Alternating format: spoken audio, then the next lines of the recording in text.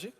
महाराज जी, क्या एक हाथी को खिलाने का पुण्य और 1 लाख चींटियों को खिलाने का पुण्य, क्योंकि हाथी की खुराक बहुत होती है, चींटियों की संख्या बहुत होती है, होना खिलाना भावना सेवा में। अगर हाथी में भी भगवान देख के पवारे और चींटी में भी भगवान देख के पवारे तो एक चींटी और एक हाथी के पवाने का बराबर पुण्य मिलेगा।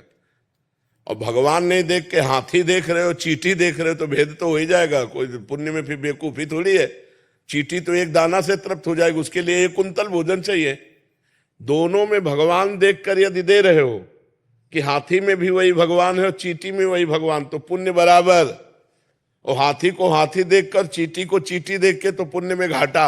हाथी के पवाने का हाथी का फल मिलेगा और चींटी के पवाने के चींटी का फल मिलेगा। बात समझ में आ रही है? निर्णायक चतुर है।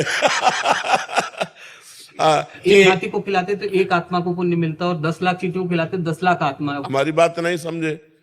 10 लाख आत्मा है ही नहीं। 10 लाख घड़े रखे हैं और एक एक सूर्य का प्रतिबिंब पड़ रहा है, तो 10 लाख सूर्य हो गए क्या? तो 10 लाख आत्मा है नहीं, आत्मा तो एक है और सब में प्रकाशित हो। चूंकि हम ज्ञान में है ना, इसलिए समझ नहीं पाते। हमने जो पहला शब्द कहा, जो भगवान हाथी में है वही चींटी में है, अगर ये भावना करके हम पाते हैं तो बराबर फल मिलेगा, क्योंकि वही आत्मा है।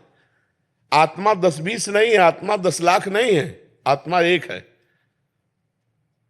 देखो, अब आपसे कहें कि ये 5-7 बिजली है, आप हमको क्या कहोगे? बिजली तो एक ही है ना। यंत्र के कारण उसका प्रभाव अलग अलग है। हीटर यंत्र है तो गर्मी फेंक रही, पंखा है तो हवा फेंक रही, एसी है तो ठंडा फेंक रही, लेकिन बिजली बस। ये खोपड़ियां अलग अलग हैं, बिजली एक है इनमें।